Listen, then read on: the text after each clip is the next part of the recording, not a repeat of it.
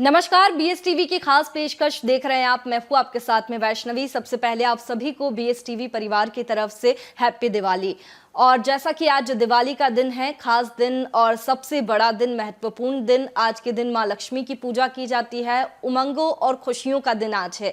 लेकिन ऐसे में आज माँ लक्ष्मी की पूजा कैसे करें, दिनचर्या क्या हो और दिवाली का महत्व क्या है, यही सब बताने के लिए आज हमारे साथ में यहाँ स्टूडियो में मौजूद है आचार्य रविशंकर जी। पंडित जी, बहुत स्वागत है आपका बीएसटीवी में।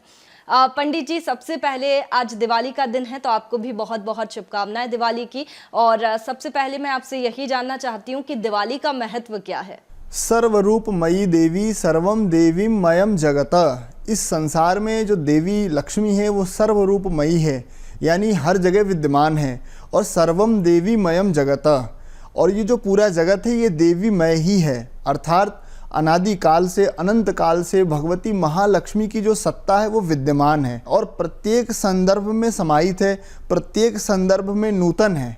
लेकिन जब दीपावली का पर्व आता है तो उस अमावस्या की रात को पूनम की रात बनाने के लिए हम माँ भगवती की उपासना करते हैं और लक्ष्मी जी से ये प्रार्थना करते हैं कि आप वैभव लक्ष्मी के रूप में प्रकट हो जाइए।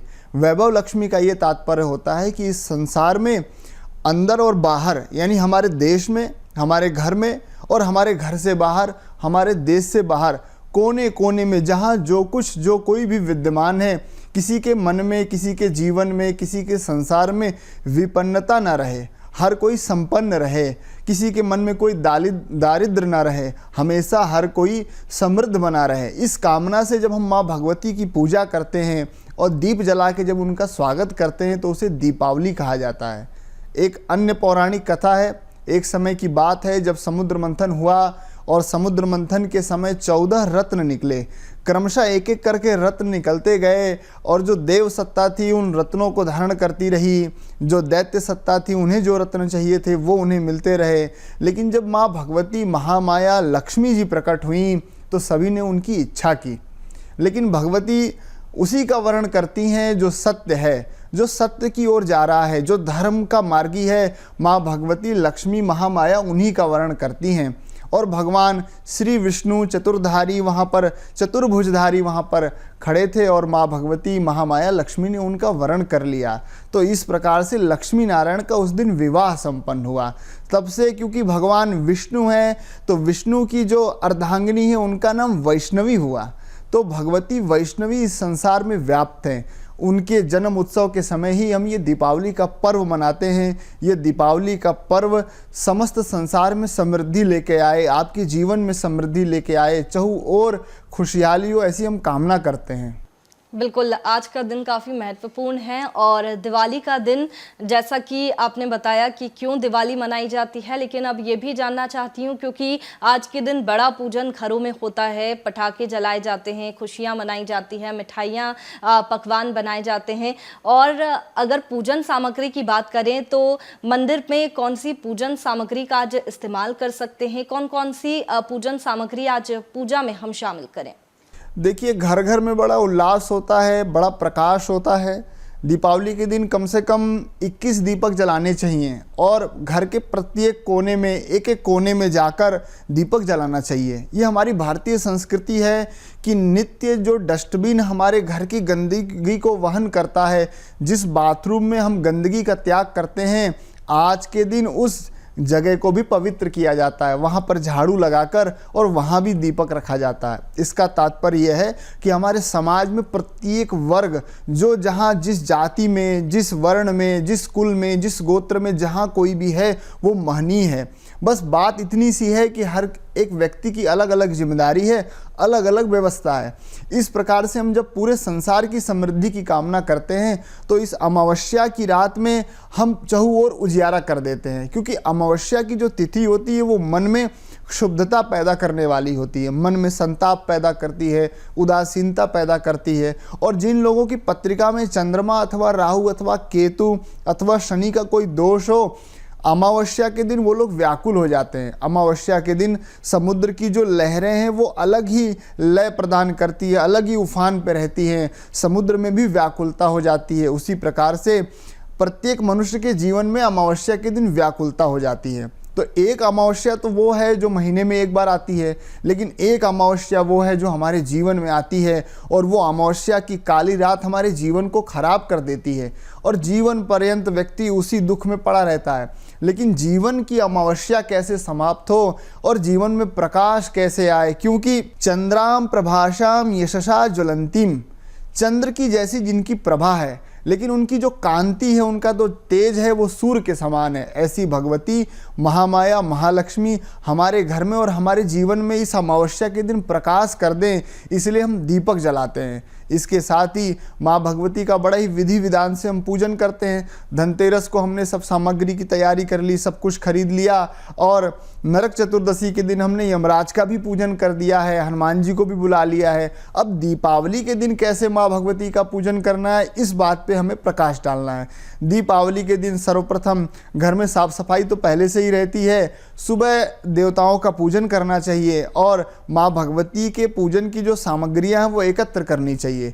पान, फल फूल, मीठा, दूध, दही, घी, शक्कर, शहद और माँ भगवती को कमल गट्टा अत्यंत प्रिय है, कमल का पुष्प अत्यंत प्रिय है, उन्हें लाछा यानी लावा प्रिय है, उन्हें मखाने प्रिय हैं, उन्हें किशमिश अत्यंत प्रिय है, माँ भगवती को गुग्गुल अत्यंत प्रिय है, उन्हें खीर का भोग लगाना चाहिए, उन्हें जो कपीत फल होता है वो अत्यंत प्रिय है, कदली फल प्रिय है और माँ भगवती को अत्यंत जो फल प्रिय है उसे कहते हैं अनार। अनार का जो पुष्प होता है, अनार का जो फल होता है वो माँ भगवती को अत्यंत प्रिय है।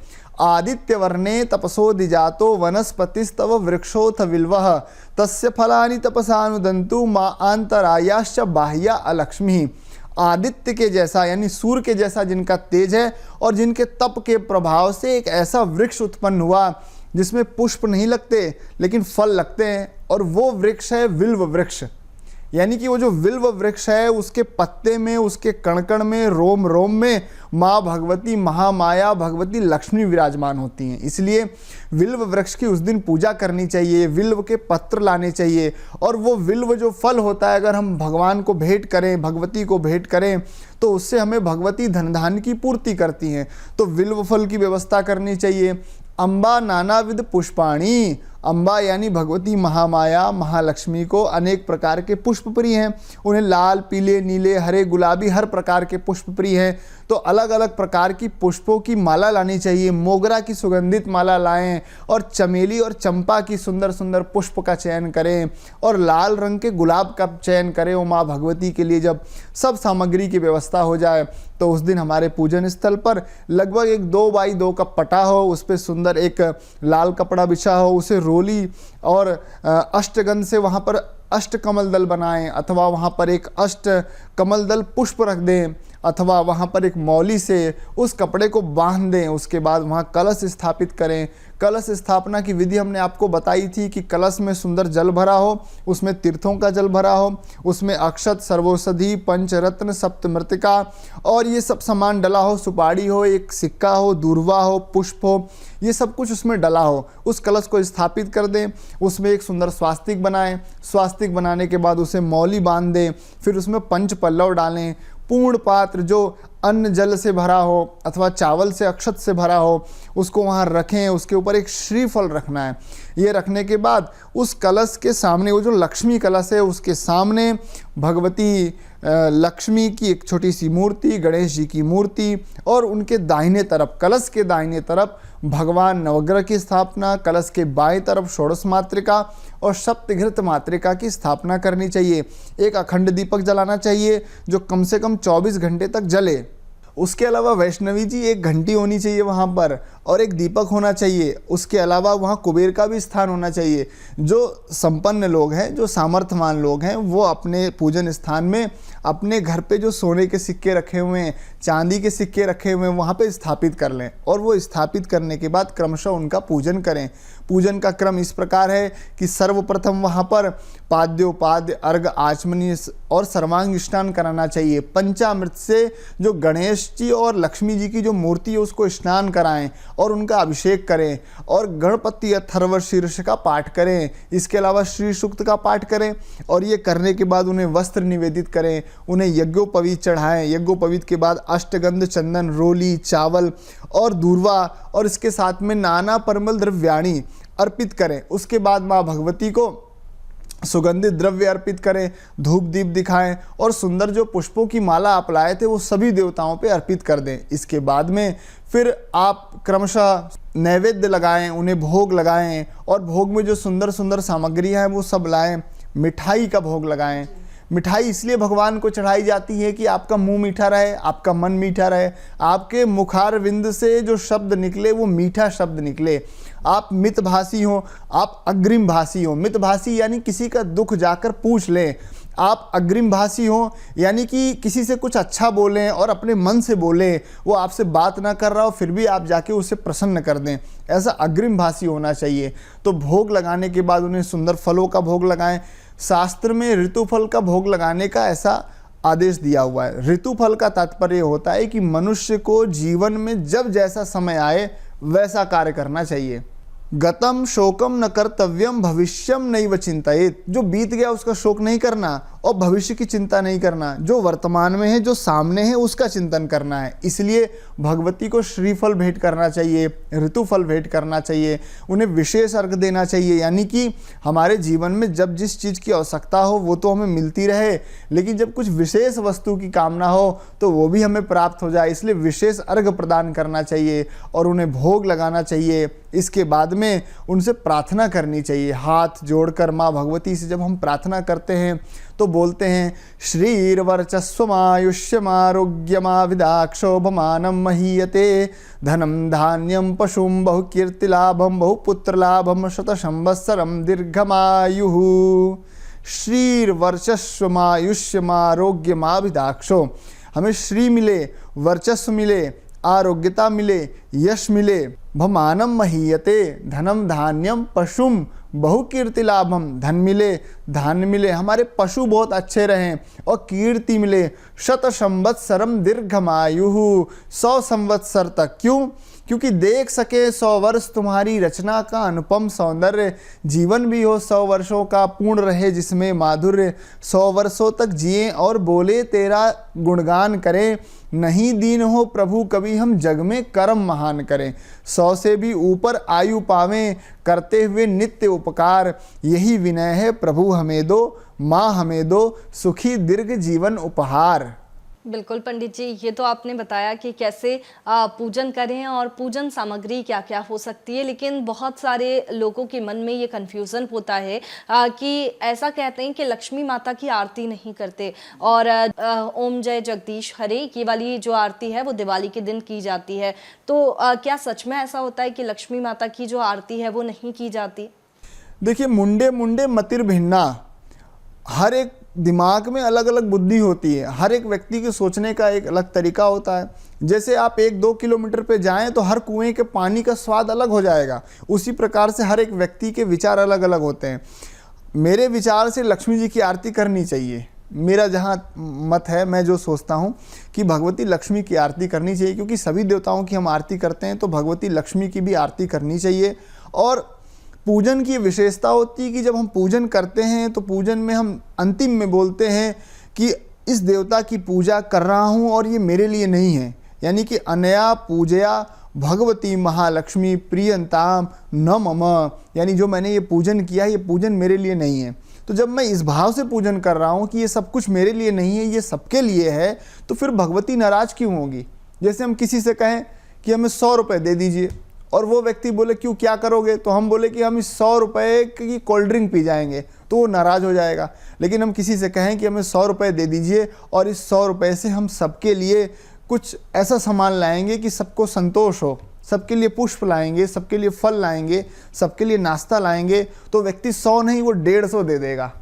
तो यही जो नियमावली होती है भगवान पे भी लागू होती है। भगवती जो होती है वो अपने भक्त के भाव को ग्रहण करती हैं, तो भाव से अगर हम उनकी आरती करेंगे तो क्या वो हमसे नाराज़ हो जाएंगी? इसलिए उनकी आरती करनी चाहिए और अलग अलग दीपकों से, 11 दीपकों से, दीपावली से आरती करनी चाहिए, दीप मालिकाओं से, दीप की जो लड़ी होती है उससे आरती करनी चाहिए।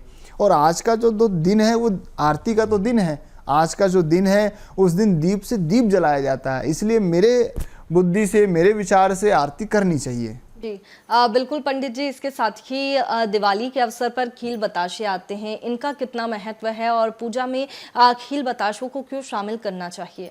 देखिए, अन्नपूर्णे सदा पूर्णे शंकर प्राण बल्लभे ज्ञान वैराग्य सिद्ध्यर्थम भिक्षाम देही च पार्वती। जो भगवती महामाया महालक्ष्मी वो प्रत्येक संदर्भ में समाहित हैं। अगर मान लीजिए कि चंद्रमा की जैसी उनकी कांति है तो सूर्य के जैसा उनका प्रभाव है। अगर वो खीर में निवास करती हैं तो वो कमल के पुष्प में भी निवास करती हैं। अगर वो विष्णु सैया में भगवान विष्णु के साथ निवास करती हैं तो वो अपने पुत्र गणेश के साथ भी निवास करती हैं। भगवती हर एक जगह पे विद्यमान है। भगवती प्रत्येक संदर्भ में अगर विद्यमान है तो वो समस्त प्रकार के भोग सामग्री और खाद्य सामग्री में विद्यमान है। जो लावा होता है वो मांगल्य का प्रतीक होता है, इसलिए उस मांगल्य वस्तु में भगवती विराजमान होती हैं। जब हम उन्हें वो लावा लाछा अर्पित करते हैं तो हमारे घर में मांगल्य आता है, हमारे घर में नित्य नव मंगल उत्सव मनाए जाते हैं। इस संसार में जितनी भी वस्तुएं हैं वो सब भगवान की बनाई हुई हैं, भगवती की बनाई हुई हैं। और जब हम उन्हें वो चीज़ चढ़ाते हैं तो वो भगवती उसे देखकर प्रसन्न हो जाती है। इसलिए हमें लाछा और ये जो कुछ भी सामग्रियां हम उस दिन खरीदते हैं, खील हो गए, बतासे हो गए, क्योंकि जो बतासे होते हैं वो मधुर होते हैं। तो भद्रं कर्णे विष्णुयाम देवा भद्रम पश्येमाक्षभिर्जत्राः स्थिरैरङ्गैस्तुष्ट्वा गुंसस्तनूभिः व्यशेम देवहितं यदायुः। यानी हम मीठा बोलें, मीठा सुने, मीठा कहें और सब कुछ मीठा मीठा होता रहे, इसलिए हम माँ भगवती को मीठे पदार्थ बतासे इत्यादि चढ़ाते हैं। बिल्कुल, खील बताशे चढ़ाए जाते हैं। इसके साथ ही कौन सी ऐसी चीज़ें हैं जिनकी आज पूजा करनी चाहिए? क्योंकि दिवाली के अवसर पर हम हमारे लॉकर की भी पूजा करते हैं, जो पैसा हम कमाते हैं उस लक्ष्मी की भी पूजा की जाती है। जी बिल्कुल सत्य बात कह रही हैं आप। जो बड़े व्यापारी लोग हैं, जहाँ पर बहुत सारे कर्मचारी इत्यादि काम करते हैं, वो नई बिल बुक आज के दिन प्रारंभ करते हैं। नया बही खाता, उस बही खाते पे उस पे दवात का पूजन होता है, कलम का पूजन होता है और फिर उस पे एक सुंदर मौली बांधी जाती है, स्वास्तिक बनाया जाता है, ओम बनाया जाता है, श्री बनाया जाता है और फिर उसका पूजन किया जाता है। इसके अलावा आज के दिन लॉकर में जो लॉकर होता है उसका पूजन करना चाहिए। जो धन हमारे घर में कुछ पैसे इत्यादि जो कुछ भी रखा हुआ है, कोई सिक्के रखे हुए हैं, उसका पूजन करना चाहिए। इसलिए हमारे घर में दारिद्र ना है उसके लिए अपने जो घर का बाथरूम होता है वहाँ पूजन करना चाहिए, झाड़ू का पूजन करना चाहिए, जो हमारे वाहन है वहाँ पूजन करना चाहिए, हमारे घर में जो छोटी कन्याएं होती हैं उनका भी पूजन करना चाहिए। और हमें उस दिन वचन देना चाहिए कि हम आज के बाद सबसे बहुत अच्छे से पेश आएंगे, कभी किसी को कटु वचन नहीं कहेंगे और सबका ध्यान रखेंगे। तो जहाँ जहाँ देखिए, जब आप पूजा करते हैं तो आप देवता बन जाते हैं। पूजन का तात्पर्य ये है कि जब आप पूजन करते हैं किसी का और वो सब सामग्रियाँ एकत्र कर लेते हैं तो आप देव बन जाते हैं। धूप बत्ती पहले आपको सुगंधित करती है, फिर बाद में वो देवता को चढ़ती है। पुष्प पहले आपके मन को अच्छा करता है, उसके बाद वो देवता को दिखता है। कोई नैवेद्य आपने बनाया तो पहले आपके नासा स्वरों में वो सुगंधित उसका स्वाद आ जाता है, उसके बाद भगवान उसे ग्रहण करते हैं। तो इस संसार में जो कुछ भी वस्तुएं हैं पहले वो आपको आनंदित करती हैं। माता पिता का जो कुछ होता है वो बच्चों के लिए तो होता है, बस बच्चों को ये पता होना चाहिए कि उसका उपयोग कैसे करना है। इसलिए जहाँ जहाँ हम जो पूजन करेंगे तो उस पूजन से जो उसके गुण हैं वो हमारे अंदर प्रकट हो जाएंगे। जी बिल्कुल पंडित जी, इसके साथ ही ये भी सभी जानना चाहेंगे कि इस बार दिवाली पर पूजन के लिए शुभ मुहूर्त क्या होने वाला है? देखिए, मुहूर्त जो शब्द होता है वो यह शब्द होता है कि किसी कार्य के लिए विशेष जो समय होता है उसे मुहूर्त कहते हैं। मान लीजिए कि दीपावली के दिन 20 तारीख को शाम को 5:15 से लेके और लगभग 7 बजे तक प्रदोष वेला है। प्रदोष वेला सर्वोपरि है, इसमें भगवती का पूजन करना चाहिए। जो व्यापारिक लोग हैं, जो बड़े बड़े अनुष्ठान कराते हैं और कर्म कांड के माध्यम से भगवती को प्रसन्न करते हैं, जो विविध सामग्रियां, विविध वस्तुएं, विविध मंत्रों द्वारा, यंत्रों द्वारा, तंत्रों द्वारा भगवती का पूजन करते हैं, वो वृषभ लगन खोजते हैं। तो 7 बजे से लेकर और लगभग 9 बजे तक वृषभ लगन है। फिर मध्य रात्रि में जो एकांतिक उपासना करते हैं, जो मंत्रों द्वारा उपासना करते हैं, साधना करते हैं, मेडिटेशन करते हैं, वो मध्य रात्रि में लगभग 11 से 1 के मध्य में भगवती की उपासना करें। और 1:36 से लेके 3:45 तक जो बिल्कुल मध्य रात्रि है, ब्रह्म मुहूर्त से ठीक पहले, वो समय सिंह लगन का है। तो सिंह लगन भी स्थिर लगन होती है, तो इसमें आप पूजन कर सकते हैं। इसके अलावा पूरे दिन पर्यंत भगवती का पूजन करने का समय है। जब आपके पास व्यवस्थाएं जम जाएं, आप सच्चे मन से श्रेष्ठ भावों से युक्त होकर भगवती का पूजन कीजिए। वो आपके मन के भाव को स्वीकार करेंगी, आपकी वस्तु की कीमत नहीं देखेंगी। जी बिल्कुल पंडित जी, इसके साथ ही आखिरी प्रश्न कि आज कौन से मंत्रों का जाप कर सकते हैं लक्ष्मी जी के लिए? माँ भगवती का जो स्वरूप है बड़ा ही सुंदर है, बड़ा ही दिव्य है। कनक धारा का पाठ करना चाहिए। भगवान शंकराचार्य भिक्षा मांगने के लिए एक बूढ़ी अम्मा के घर में गए और उस बूढ़ी अम्मा के पास कुछ नहीं था, तो उसने एक सूखा आंवला उनके पात्र में डाल दिया। भगवान शंकराचार्य जी बहुत ही विह्वल हो गए उस आंवले को देख के, और उन्होंने कहा कि भगवती महामाया महालक्ष्मी, अगर आप प्रत्येक संदर्भ में नूतन हैं और समाहित हैं, तो मैं आपसे प्रार्थना करता हूं कि मेरे ऊपर एक कृपा दृष्टि करें। आप विष्णु की वल्लभा हैं, यानी कि आप उनके चरणों को चापती रहती हैं। आप इतनी वैभव संपन्न हैं, थोड़ा मेरी तरफ भी देखिए। और जब भगवती ने उनकी तरफ देखा तो वहां पर स्वर्ण के आंवलों की वर्षा होने लग गई। इसलिए इस कलिकाल में स्वर्ण के आंवलों की वर्षा कराने के लिए शंकराचार्य ने भगवती की उपासना की कनक धारा के स्तोत्रों से। तो कनक धारा का पाठ करना चाहिए। इसके अलावा श्री सूक्त का पाठ करना चाहिए। इसके अलावा लक्ष्मी अष्टक का पाठ करना चाहिए। ओम श्रीम ह्रीम श्रीम कमले कमलालये प्रसीद प्रसीद श्रीम ह्रीम श्रीम महालक्ष्मी नमः। श्री यंत्र का पूजन इस मंत्र से करना चाहिए। इसके अलावा जो सर्वोपरि मंत्र है, या देवी सर्वभूतेषु लक्ष्मी रूपेण संस्थिता नमस्तस्यै नमस्तस्यै नमस्तस्यै नमो नमः। बिल्कुल पंडित जी, बहुत शुक्रिया आपका तमाम जानकारी साझा करने के लिए। और आज दिवाली का दिन है, काफ़ी महत्वपूर्ण दिन है, और ऐसे में लक्ष्मी जी की पूजा आप कैसे करेंगे, यही सब आज आपने इस कार्यक्रम के जरिए जाना कि शुभ मुहूर्त क्या होगा, कौन से मंत्रों का जाप करें, इसके साथ ही दिवाली का महत्व क्या है और पूजा कैसे करें। पूजा सबसे महत्वपूर्ण है, तो इन बातों का ध्यान आप पूजा करते समय रख सकते हैं। एक बार फिर से आप सभी को दिवाली की ढेर सारी शुभकामनाएं। आप बने रखिए BS टीवी के साथ में। नमस्कार।